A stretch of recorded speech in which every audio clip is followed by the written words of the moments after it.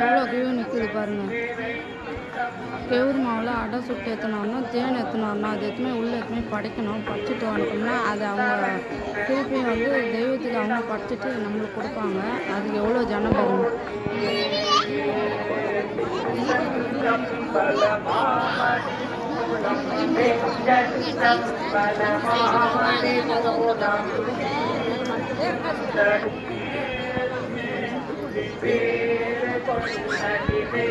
Main என்னென்னா அது படிக்கிறப்போ வந்து வாயில் வந்து இங்கே பாருங்கள் கச்சிப் கட்டியிருப்பாங்க பாருங்க. இந்த மாதிரி தான் கட்டின்னு போனோம். நான் படிச்சுட்டு வந்துட்டேன். இப்போ எங்கள் நாத்தனார் அனுப்பிச்சிருக்கோம். அவங்க படிச்சுட்டு வருவாங்க. நான் அது வந்து வீடியோ எடுக்க முடியல, உள்ளே போகணும்ல, அப்போ வந்து வீடியோ எடுக்கக்கூடாது, அதனால தான். சரிங்க ஃப்ரெண்ட்ஸ், அப்புறம் வந்து அது படைச்சிட்டு கொடுப்பாங்க, அதையும் காட்டுற பாருங்க.